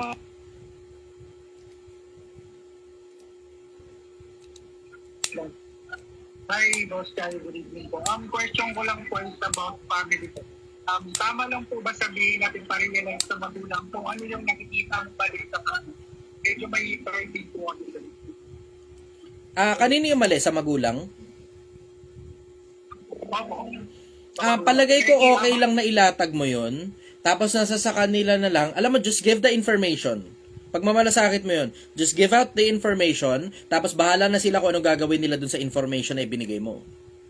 Kasi hindi mo naman trabahong pagbaguhin ang magulang mo eh. Mahirap pagbago ang magulang kapag kagaling sa anak ang information. Too much familiarity breeds contempt. Siyempre, sa posisyonan, iniisip nila mas mataas sila kaysa sa'yo dahil nga mga magulang mo sila at ikaw ay anak nila. So, kaya, ibigay mo na lang information, tapos nasa kanila na nakadepende yun kung anong gagawin nila dun sa information na yun. Pero ultimately, hindi mo naman na ano yan eh. Hindi na scope na responsibility mo yan na parang, alam mo yun, makikipag-away pa para lang magbago sila. Kaya, gawan mo ng paraan sa magagawa mong paraan. Pero pag nagagalit pa sila sa'yo, hayaan mo na lang. Kasi, diretso, I'm a big believer of live and let die. Straight. Big believer ako niyan, live and let die. Bibigay ko sa iyo yung information, ayaw mong makinig, bahala ka sa buhay mo. Problema mo yan. Pero hindi yan para mag-aaway pa tayo dahil lang ayaw mong makinig sa akin. Hindi. Bahala ka sa buhay mo, problema mo yan. Ito yung information, what you do with that information is completely up to you. Johnny, Quezon City, go. Hello, brother. Tanong ko lang, bakit karamihan sa mga tao is alam naman nilang mali yung ginagawa nila pero tinutuloy pa rin nila ito? Masarap kasing gumawa ng mali, brother eh. Hindi ba halata? Tanong mo lang yung sarili mo, ba't mo ginagawa yung mga bagay na ginagawa mo? Ang sarap eh. Yun ang dahilan. Yun ang isa sa mga pinakamalalaking dahilan. Alam mo, there's something called, yung tawag ni Moises dyan eh. Yung nasa Ebreo. Nagsisikupas na kaligayahan sa pagkakasala. Yun ang tawag dun. Nagsisikupas na kaligayahan sa pagkakasala. Maligaya kasi yan, sarap nun eh. Masarap gumawa ng kasalanan, brother. Tangina, alam mo yan. Alam mo yan. Masarap mag-inom kasama ng mga tropa. Ang sarap manigarilyo kasama ng mga tropa. Ang sarap kumantot ng hindi mo asawa. Diretsahan lang. Walang halong kaipokritohan. Masarap eh. Alam mo yan, masarap. Yun talaga yung dahilan kung bakit yung mismong paggawa lang ng masama, masarap. Ang sabi nga sa Biblia, isang paglilibang sa mangmang ang paggawa ng kasamaan. Bakit mangmang? Kasi di niya tinitignan long term eh. Nakatingin siya short term lang eh. Yung sarap yung nakikita. Yung instant na reward yung nakikita. Pero yung repercussion of yung actions na yon, hindi niya na tinitignan yung repercussion ng actions na yon. Yun ang dahilan kung ba't tinutuloy pa rin natin kahit alam natin na mali. Kasi nga masarap. Masarap ang bawal, brother. Follow up, go. Yun lang muna, brother. Tanga na tatawanan sila. Jan, Pampanga, go.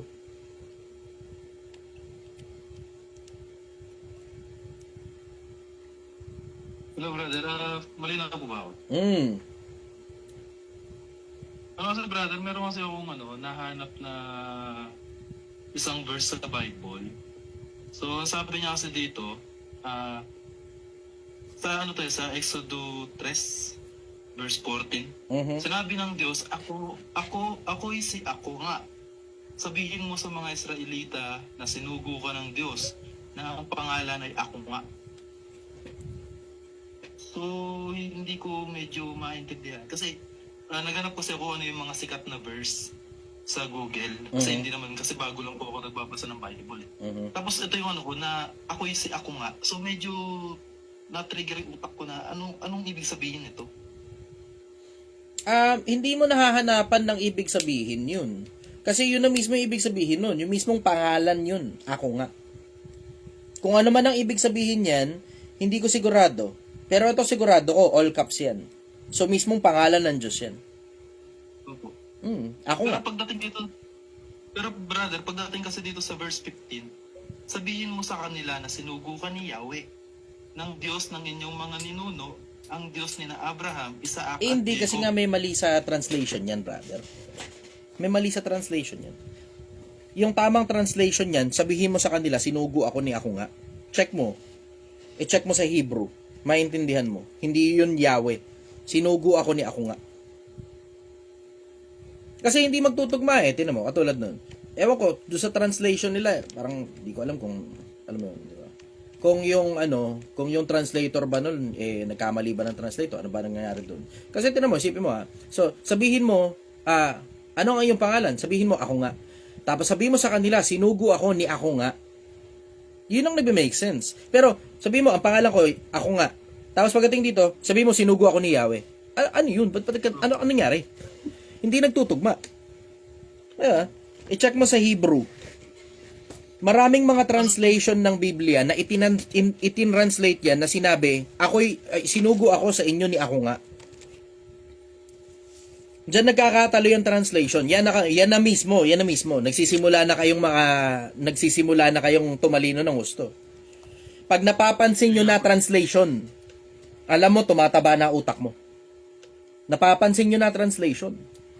Merong hindi nagbe-make sense. Merong hindi nagtutugma. Bakit nagkaganito? Tsaka mo ngayon i-check yung translation yan sa Hebrew. Pag chinek mo ngayon yung translation, you will understand. So lost in translation ito. Nagkamali ng translation. Doon mo ngayon makikita. And then you will understand, hindi na pala ako yung dati na basta na lang naniniwala sa pastor. Hindi na. Marunong na akong umungkat ngayon ng Biblia kung saan nanggaling yung mga sinasabi ng mga pastor. Tapos ngayon, yung mga institusyon ng mga relihiyon na pinanggalingan ninyo, it will now start to crack. At huwag kayong matakot. Huwag kayong matakot. Gaya ng sinabi ng lahat ng mga anghel na nauna. Every time lilitaw si Miguel, si Gabriel, sinasabi, huwag kang matakot. Huwag kang matakot. Kasi magsisimula na yan. Yan na mismo yan. Pag napapansin mo na yung mga ganyang translation, pag napapansin mo na yung mga kaliit-liitang detalye, mapapansin mo, nagsisimula ng mag-crack yung sistemang binuo ng mga religion na katatayo-tayo lang ngayon. Makakahalata ka na. Bakit? Nagbabasa ka na eh. Hindi na nagtutugma yung mga bagay na nabasa mo sa mga napapakinggan mo galing sa mga pastor. Tama. Unti-unti na yan. Unti-unti na yan. And then, maghahanap ka na ngayon kung saan religion ka lalapat. Kasi sa ganyan ako nagsimula eh. Nakikinig ako dati. Siyempre, Katoliko, diba? Pinakikinggan mo dati lahat. Tapos, alam mo yung paglipas ng panahon, mapapatanong ka, ba't nga naman may mga rebulto? Ano ba to? Ba't may ganito? Sabi, wag gagawa ng rebulto. Kaya nga yung diskusyon ko noong nakaraan, hinayaan ko lang magsalita si yung isang naka-diskusyon ko. Kasi may bago akong narinig galing sa Katolisismo sa mahabang panahon, puro ano lang eh. Alam mo, puro ang maririnig mo lang sa kanila sa mas madalas ng pagkakataon, excuses tungkol sa rebulto na yan. Isa sa mga yung topic tungkol sa rebulto, isa sa mga pinaka-paborito kong topic dati, pero pinagsawaan ko na talaga ng hustong-husto yung topic na yan. May narinig akong bago. So, di pinakinggan ko. Tapos nagtanong lang ako, nagtanong. Piniga ko lang talaga ng piniga ng information. Doon sa mga nakapanood ng diskusyon na yon, piniga ko lang siya ng piniga ng information, hindi ako pumosisyon. Kung papansin niyo, siya lang yung piniga ko ng piniga ng information, pero hindi ako pumosisyon. Hindi ako naglatag ng sarili kong posisyon. Nabitin nga raw yung iba Nabitin sila Kasi hindi ako naglatag ng sarili kong posisyon eh. Bakit? Kasi may bago ko narinig. Sabi ko, at last, may bagong bala ang Katolisismo. Bago to. Bago eh. In fairness sa kanya, nakahanap talaga siya ng bagong bala. In fairness sa kanya, nakahanap siya ng bagong bala. First time yun sa sobrang haba ng panahon na nakikipagdebate ako sa Katolisismo tungkol dyan sa rebulto na yan. Kasi alam mo naman eh, diretso, wala na ako halos ibang kilalang religion na naniniwala dyan sa mga rebulto na yan. Patapos na yung era ng rebulto na yan eh. So okay lang sa akin kahit manalo ka pa sa akin tungkol dyan sa usapin rebulto na yan, wala akong pakialam kasi patapos na era niya mga rebulto na yan eh. Patapos na yan eh. Halos wala nang naniniwala dyan. Katolisismo na lang naniniwala dyan eh. At saka yung ibang religion, under ng Kristyanismo, diretso, wala na akong iba pang alam na religion na naniniwala dyan sa rebulto na yan. Wala na. So okay lang sa akin, kahit manalo ka pa, wala akong pakialam. Kasi wala na rin naniniwala dyan sa rebulto na yan. Katoliko na lang kaisa-isang naniniwala dyan eh. Meron pa bang iba pang religion na naniniwala sa rebulto? Sa dami ng religion under Christianism,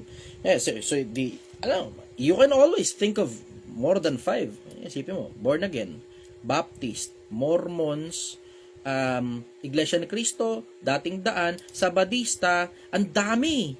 Halos lahat ng religion under ng Kristyanismo. Hindi na naniniwala sa religion, patapos na era niya, Jehovah's Witness. Ang dami. Ang dami. Lalampas ka sa 10. Ang dami, sobra. Pentecostal. Kung ano man yung mga religion nyo. Wala na halos naniniwala dyan sa mga rebulto na yan. Katoliko na lang kaisa-isa. As in, patapos na era ng mga rebulto na yan. Alam mo, diretso, kung hindi na nga lang siguro nagbibinyag ang mga Katoliko, hindi na madadagdagan miyembro nila. Kasi wala eh. Wala nang nagtsatsaga eh. Pansinin ninyo, yung mga pare, hindi na nagsisipagsalita sa alam mo yun, yung mga parang malaki ang pangaral, wala silang ganun eh. Wala eh. Ngayon, nagtsatsaga tuloy na magtanggol sa kanila, mga miyembro. Yung mga miyembro yung nagsisipag-aral. O tapos ngayon, may bago ako narinig, galing sa isang pirasong tao, si Boy Letra, pinakinggan ko. Kasi bago sa pandinig ko eh. Yung tungkol dun sa may bago siyang inilatag tungkol sa rebulto. Alam niyo naman eh, mahabang panahon na. Wala na halos naniniwala dyan sa mga rebulto na yan. Wala na naniniwala halos sa mga rebulto na. Isang pirasong religion na lang naniniwala dyan, Katolisismo. Under ng Christianism. Kung meron pa mang iba, hindi ko na alam kung meron pang iba pang naniniwala sa rebulto na yan. Pero halos lahat ng religion under ng Kristyanismo, hindi na naniniwala dyan. So kahit manalo ka pa sa debate, hahayaan lang kita, wala na, hindi na uso yung rebulto na yan. Lumang tugtugin na yan. Alam na ng halos lahat ng mga tao sa buong mundo under ng Kristyanism na hindi talaga inaaprobahan ng Diyos yan. Alam na ng halos lahat ng tao yan. Mga panatiko na lang yung mga naniniwala dyan eh. Under ng Katolisismo. No offense naman sa mga Katoliko, no? Pero alam nyo naman yan, na halos wala na masyadong naniniwala sa halos wala na naniniwala sa mga rebulto. Alam na ng halos lahat ng mga tao yung mga talata niya, 5:7 ng Deuteronomio, 115:4 ng Awit, di ba? Alam niyo na halos lahat ng talata na may kinalaman sa rebulto, di ba? Parang isa sa mga pinakapalasak na topic na yan eh. Isa sa mga pinakapalasak na topic na talagang pinagsawaan na ng halos lahat ng mga pastor yung topic na yan tungkol sa rebulto. So ako, hahayaan lang kita magsalita. Manalo ka kung trip mo, bahala ka sa buhay mo. Pero ang bottom line, wala na halos naniniwala dyan sa mga rebulto na yan. Wala na rin kayong makukumbinse tungkol dyan. Wala na. Wala na kayong makukumbinse. Makukumbinsin nyo na lang para tumibay dyan, mga Katoliko na lang din. Pero yung mga ibang religion, ang born again, mapapaniwala mo pa ba dyan? Wala na. Laos na yan. Yung rebulto, laos na yan. Yung born again, Baptist, Mormons, Jehovah's Witness, Iglesia ni Cristo, Dating Daan, at halos lahat ng mga religion under ng Kristyanismo, hindi nyo na mapapaniwala dyan. Lumang tugtugin na yung rebulto na yan. Kasi sobrang lumang aral na yan tungkol sa rebulto, na asin halos wala nang naniniwala dyan. Yan. Buddhism, yan, meron. Sa ibang religion, meron pa. Pero under ng Kristyanismo, wala na halos.